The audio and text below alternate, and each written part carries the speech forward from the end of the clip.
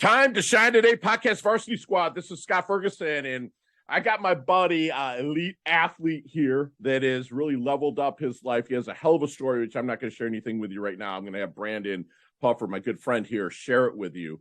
But Brandon did, I'll share just a tad bit. He went from being a Major League Baseball player who was on the roster of the 2004 Boston Red Sox.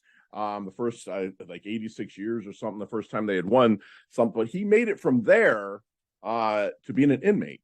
And we're going to get into that little story. Now he's a mentor coach for high school boys, getting them the skills of not only baseball, but life set up for them to move forward. His story is one of redemption and overcoming adversity. And he's hopes to just change one person at a time that struggles with choices, mindset, addiction, and also finding that freaking purpose in life. And Brandon, thank you so much for coming on. Please introduce yourself to Time to Shine Today podcast varsity squad. But first, what's your favorite color and why? That's a great question, Scott. My favorite color is green. Green, okay. And I don't know if it's because Yvette's eyes are so beautiful and they're green. She wears a green shirt, they pop out. But I've always loved the color green. You know what? I don't want to step on your story too much, but green is kind of a rebirth color, right? Spring comes around, thing goes green. I think it runs right with you. And it's also in your color wheel, you handsome devil. You know, so it works right. I love the Southern drawl. My boys here in Austin, Texas, which I love making my way over there to speak and also roll a little bit of my jiu-jitsu. But Brandon, let's have me shut up here. Let's get to this story, the roots, brother, and how you've, leveled up, fell a little bit, overcame, and now you're helping others. Absolutely, Scott. Well, first off, it's an honor to be here. I appreciate you having me. My story is just what you said. It's a story of, first it started with just a dream. As a young man, dreaming of becoming a Major League Baseball player, was able to achieve that. And then it worked itself into choices and consequences, which was always kind of intertwined in my story growing up. But then it took another level there as I was making some choices off the field, trying to balance the life of being a pro baseball player and taking care of myself off the field. And I just didn't really handle it all that well. So it becomes a story of, like you said, consequences, and then ultimately now redemption of life after a rock bottom. So let's get into it a little bit. Let's dig a little bit deeper. Like, okay, so you're probably a high school standout, right?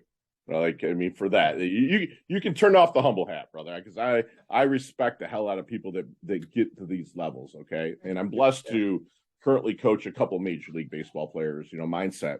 But let's dig into your mindset. Let me ask you, you were good, you were noticed, you're probably given things, kind of like the Varsity Blues movie or, something like that. You're given some stuff. Did you feel like you were untouchable in a sense? Like, hey, man, like everything's going my way. And if so, what does that mindset feel like? Yes. Well, that's a great question, Scott. And yeah, you do. You kind of tend to, you use the word blessed. I was blessed early on with ability and size and those things that help factor into, being successful on the field or the court or whatever it was at the time. And you do. It's such a dichotomy for me because it's like your mindset has to be, and I still teach this to this day, when you're on the mound, in the batter's box, whatever it is, you're better. You can't be beat. You're better than that person you're competing against. And not in a proud, cocky way, certainly, but a quiet, humble confidence of, I won't be beat. And that's what I teach on self-talk. The problem is when you get on the other side of the line, how do you turn that off? You're 10 foot tall and bulletproof, and things are getting thrown your way. And some guys are just better at navigating that than I was personally. But yeah, that is the mindset of, and still needs to be of, I'm going to succeed, I'm going to beat you. And if you beat me, that's a fluke and I'm coming right back at you. You know what I mean? Probably the same in jiu-jitsu or anything else. Yeah. And there's so much, it didn't play near your level, but there's so much failure in baseball. And so, again, the whole adage of, you go 3 for 10, you're in the Hall of Fame, right? So do you want to share a little bit of your story? I should have asked off camera, but the story of you getting in a little bit of trouble. Oh, 100%, Scott. That's the biggest part of my story, man. Yes, please. Let's go there if you don't mind. Yeah. Oh, absolutely. I'm wide open, man. yeah, I mean, I'm literally going to be writing a book. Actually, I'm an open book, and now literally we'll have a book on it. So Oh, it's I like, can't wait. yeah, it's a little bit embarrassing. It's a little bit, obviously, there's some shame involved. But at the end of the day, I've realized that kind of opening up and being honest and vulnerable about that has helped people to open up, and other people going through the same thing or maybe on their way down that path. Hopefully and that's why I'm open about it. And I've actually had folks in the baseball industry say, hey, let's just kind of put that on the side and move forward. And I just say, I can't do it. That's a big part of my story. So to what you're alluding to, Scott, again, that battle back and forth. I grew up in an interesting home. My mom to this day is a pastor at Saddleback Church with Rick Warren out in California. A lot of people know about. So just really like an angel, man. Like everything was just, let's pray about it. Let's read. My dad was a big, strong, tough dude, athlete, liked to fight, had a temper, and I was like, man, I want to be like that. So I kind of always gravitated that way. And with that, with addiction in my family, that was always an issue for me. And so where it really came to the forefront was in 2008. I was back with the Rangers. I had played a little big league ball. I was in Double-A in Frisco, kind of the Bull Durham Crash Davis role, man. I was in my 30s.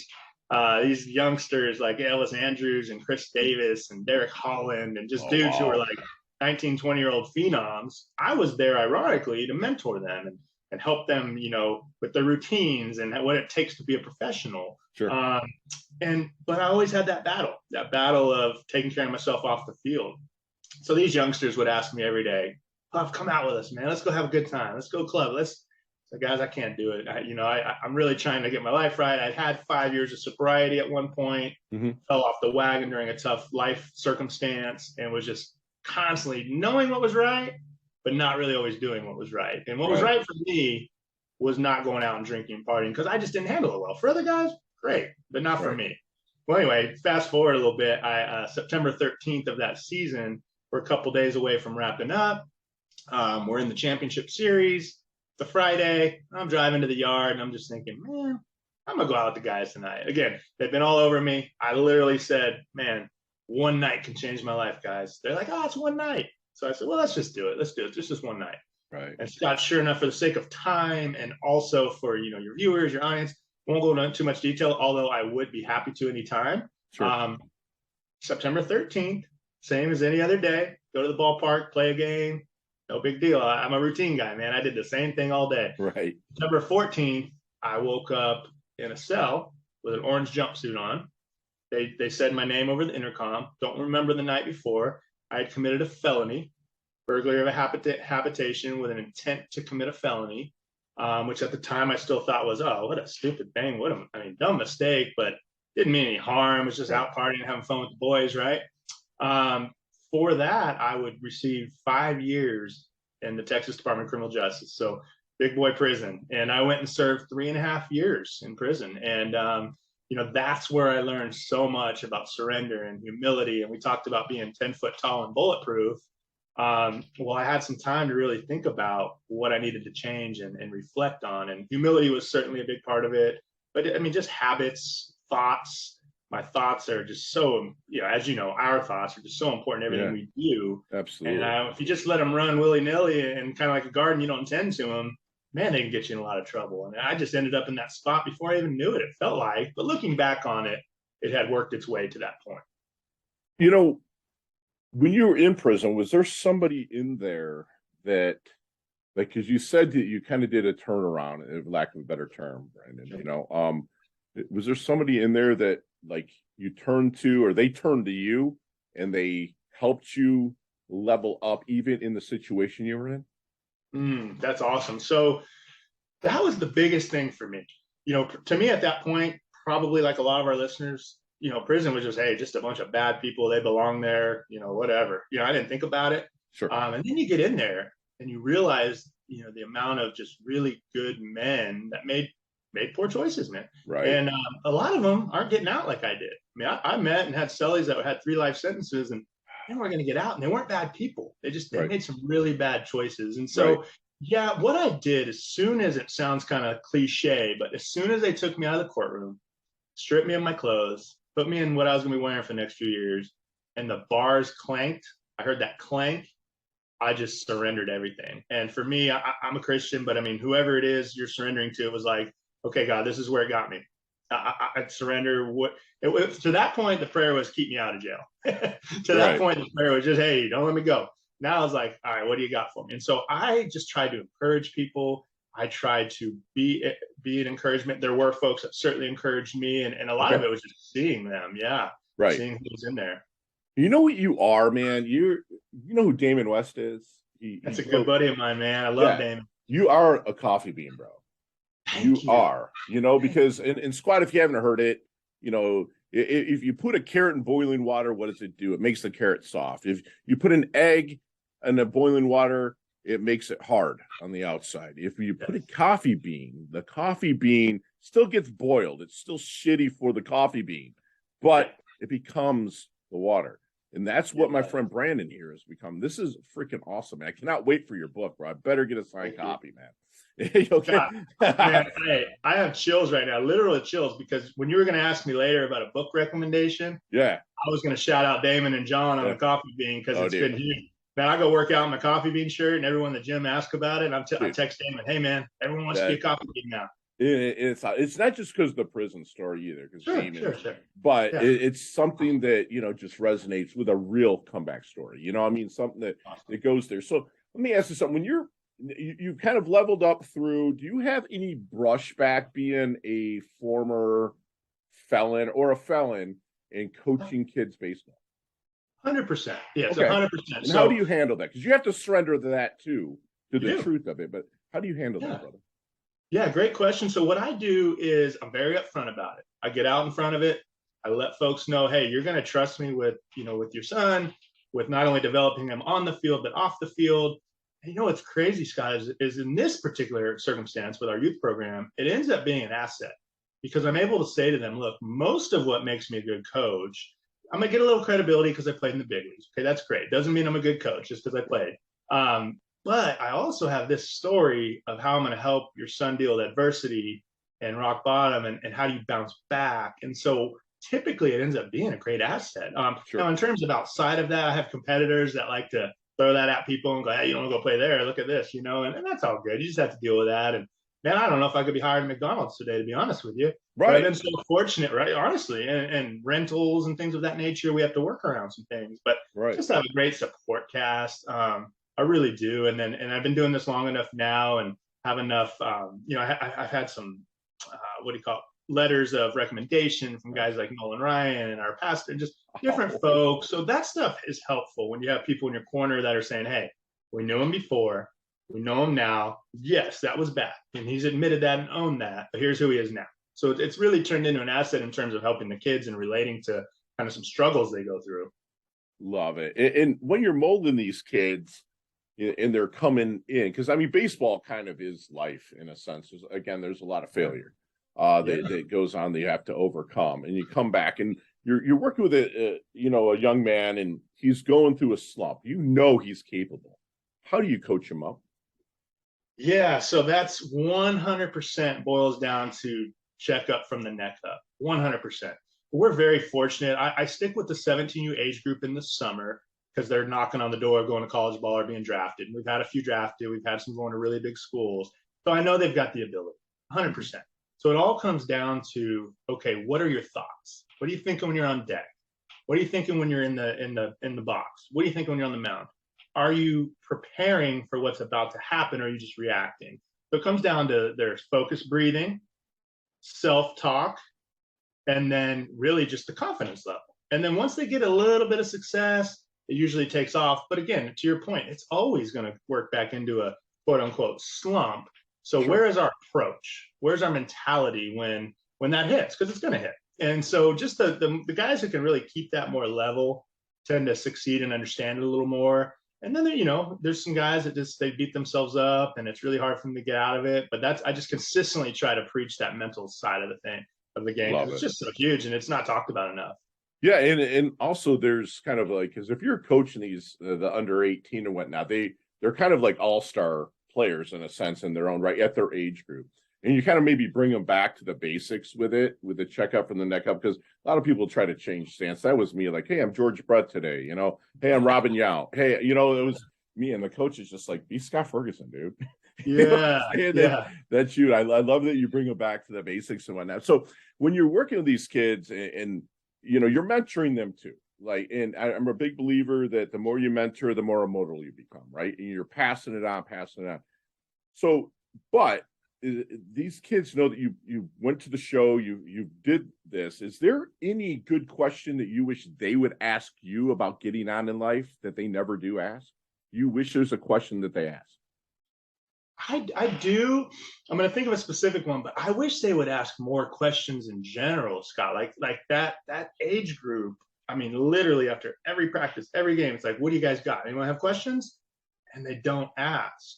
And what it would be is something as simple as, okay, at that level, where did you find yourself succeeding to get there? But what I really want to ask me is, where did you fail? Because I look back at my career and I didn't do some of those mental things so well. When I got to the show, it can be overwhelming, man. Yeah. And you're facing Barry Bonds and these guys. And I don't know if a lot of guys will admit it, but that messed with my head. I had to really lock in on self-talk and laser sharp focus. And I think they assume that I just have it going on and none of that stuff messed with me because I made it. And I can't tell them I'm a bigger guy. And it's like, oh, I bet Coach Puff never struggled. I'm like, man, you have no idea. I struggled big time with so many things. So I end up being vulnerable and letting that out so they can kind of let their guard down and go, oh, man. I'll usually say, look, I'm saying this because I needed this or still need it. And that's why I'm always bringing it up to you, you know? Yeah. In the kids' brains really, you know, a lot of times because I blessed to be able to coach a lot of up and coming kids to get them on the PGA Tour, right? Not with golf because I absolutely suck with the mindset of golf. And what happens is, so I'm a member at like PGA National, right? And that's where like Tiger and Dustin, everyone are members, and they see these guys walk through and play their practice rounds. These kids are like, oh, this is awesome. And so you might be king of that course, like you were king of your school, but then you get out to the next level in your shit, So do you talk to those kids about, listen, man, you're good, but do you get them prepared for what's about to come? And if you do, Brandon, what is some of it that you say to them and share with them? Yes, 100% I do. And you're right. We were getting pretty high level kids from their school in their area. And being that I was the same way, I grew up in Southern California and it was a really good baseball. Oh, hell yeah. Then I signed out of high school and I went to rookie ball and I'm like, whoa, everybody was the best where they came from. And they're not just coming from the United States. They're Dominican Republic, Venezuela, Puerto Rico, whatever. And it's like, wow, what's going to separate us? So we talk about the separator. Like, guys, you're going to be good. You are very good. But there's going to come a time you step on that campus next fall or you get drafted and go to rookie ball where everybody's good. So what's going to separate you? And what we talk about are things like your preparation. I'm fortunate to have a lot of good buddies that are professional scouts. We'll bring them in and talk. And the constant theme is they're watching you from the moment you leave your car to the moment you get to the field to how they want to see you fail. Like, okay, great. You're 4 for 4. Everybody can be happy. How do you fail? How do you respond to your parents if you have an interaction with them? All these little, quote unquote, little things that aren't so little is what's going to separate you because there's going to come a time, to your point. And then the next thing is just who can be more consistent. Like you can be really good on one day and then the rest of the time, the guys at the next level, it's kind of a war of attrition, man.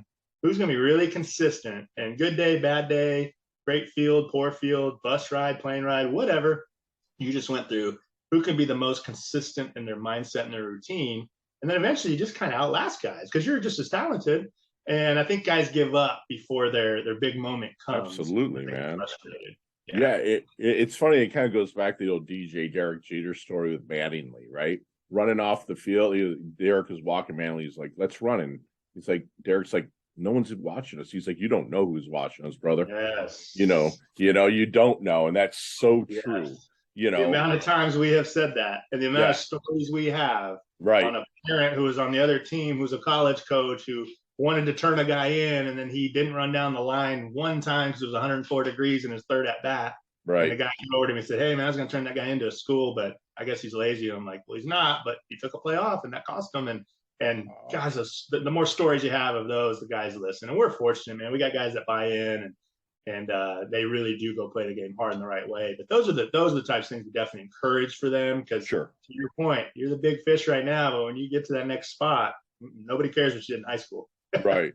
Yeah, no doubt. So how do you want your dash to remember that little line in between your incarnation date and your expiration date, your life date and your death date? Hopefully it's way down the road, my brother, but Yeah. how do you want it remembered? Oh, I love that question. I actually heard you ask that question to someone else, and I was like, what a phenomenal question. I listened to a few of your podcasts, and Oh, thanks, I man. really thought about it. And I was like, you know what, man, I hope, especially with my family and my children, and then anyone I've touched in terms of with GPS and the baseball program and all that, I hope that they can say that I was honest, I cared about them, it was relationship driven, transformational, not transactional, that I really looked for an opportunity to encourage people everywhere I went. I tried to be a light everywhere I went. My fiance Yvette always says, your presence is your power. When you walk in, the room changes. And I at first I was like, I don't want to accept that. That's kind of imposter syndrome kicks in. And she's like, no, trust me. Everywhere you go, I watch. And I'm like, wow. And it kind of tears me up because I'm like, I didn't ask for that. I don't deserve that.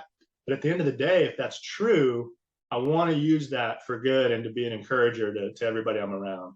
I love that. I love that. So what do you think then?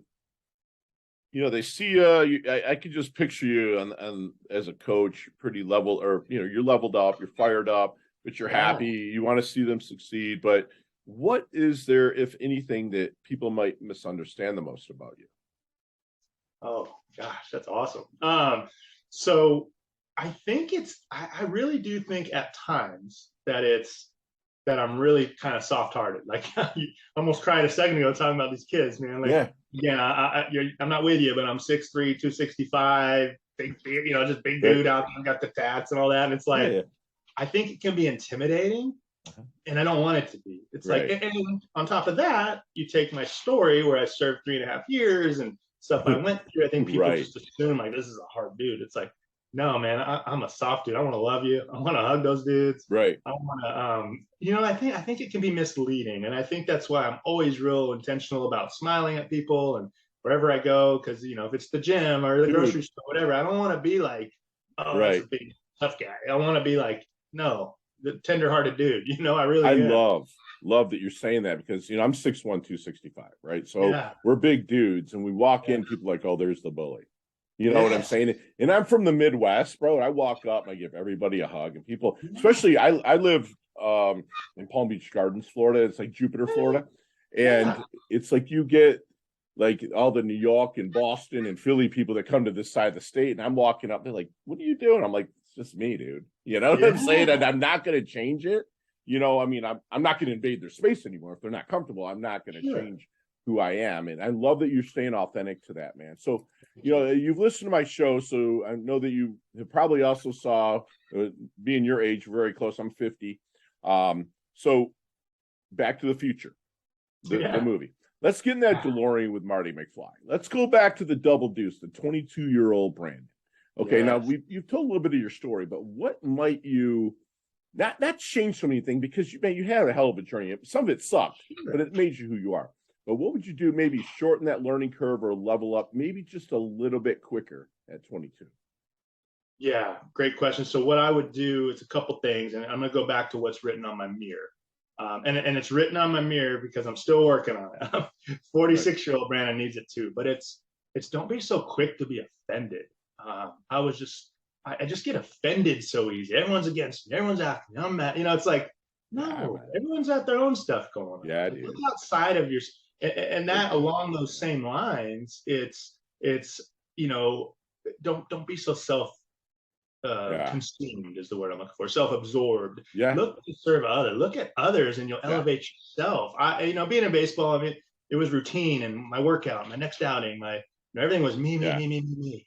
And I just would really go back and go, hey, just give more of yourself. There you go. And you'll probably be able to relax and perform a little better. Yeah. Because I was a tight performer too when I was pitching. Right. And I think I could have relaxed and enjoyed it more. Sure. No, not just the pitching aspect, but life in general. If I would have gotten outside of myself a little bit. Yeah. Right. And then just not be so offended. And again, still working on these things. That's why I tell my mirror to this day. But me too. Because your mind is like, okay, so Zig Ziglar said that you get in proportion to what you've given, right? And you made it through levels when you were younger because you're giving your all out effort, and you're given the rewards for that, which is, Babe Ruth ball or whatever, Sandy Koufax, so whatever you played there, right? So, but as you get older, the dynamics change on that, right? It's like you've got to give differently than just your own, and I'm not using selfish in a bad way, but in a good way, your own selfish efforts, because there's so much more responsibility that comes. And that's what you're doing now. And I love it. So, Brandon, give me 3 things outside of like your phone or anything electronic or anything like that. But give me 3 things that you can't live without. Well, Bible would be number 1. My quiet time for me. That's kind of, I'm Christian too, brother. I'm proud. Good deal. Awesome. Yeah, roadmap for me. Got to have it. Can't live without. In fact, when I was serving time, that was the only thing they couldn't take away from you. So I had my little onion sack, and I always had that with me. Nice. Okay. So couldn't live without that.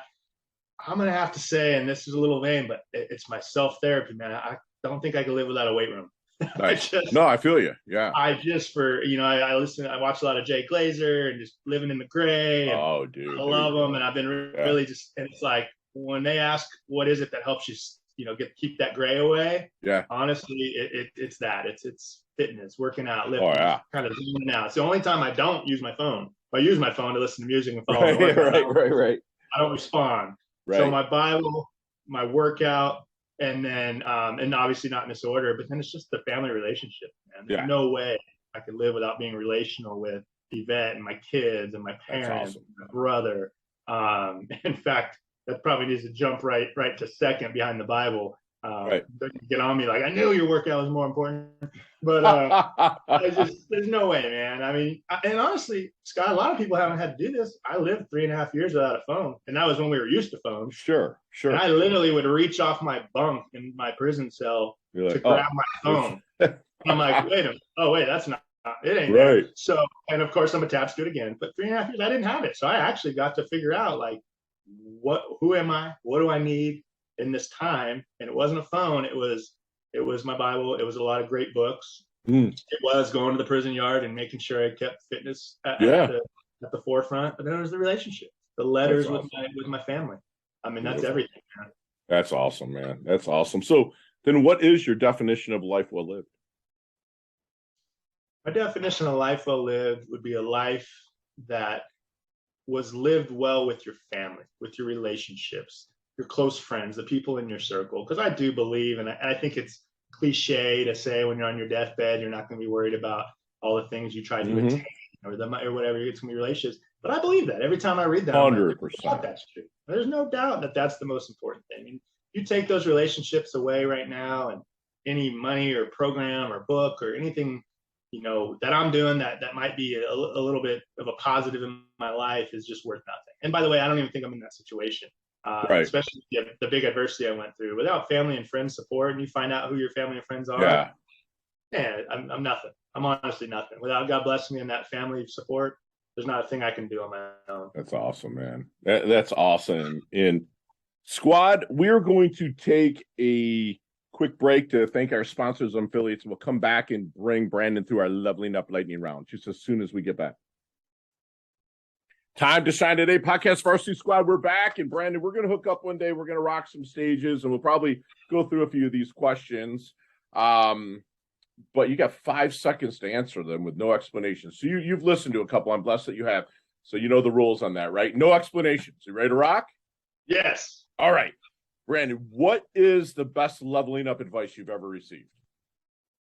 Be careful how you treat the people on your way up, because they're the same people you see on your way down. Wow. I'm writing that down, squad. Awesome. So give me a personal habit of yours that contributes to your success. My morning routine, and it's reading, breathing, meditation, prayer, and exercise. Beautiful. And being very consistent with my routine. Beautiful. Your most commonly used emoji when you text. Easy. The punch with the blow up, the knuckles, the punch with the pound. There you go. Mean, everyone's like, there's no doubt about it, man. That's it. Nicknames growing up. Puff Daddy. Love Puff Daddy. Yeah, I was Puff Daddy before Sean. I love it. Just checkers or Monopoly? Checkers. Love it. Me too.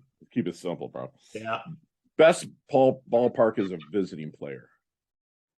PNC Park in Pittsburgh. Yeah, it's a sweet park. I love it. Love it. Go-to ice cream flavor. White mint chocolate chip. Nice. There's a sandwich called the Puff Daddy, the Bee Puff. We'll call it the Bee Puff. Build that sandwich for me. Yeah, man, we're gonna put on double meat. We're gonna put on some double chicken. Some man candy bacon.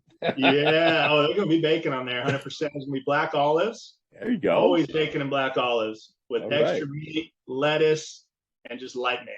So, Nice. you got to keep it a little healthy. Light mayo. Definitely. You're gonna come to South Florida. We're gonna make those, bro. I'm telling you right now. Yeah. Favorite charity and or organization you like to give your time or money to?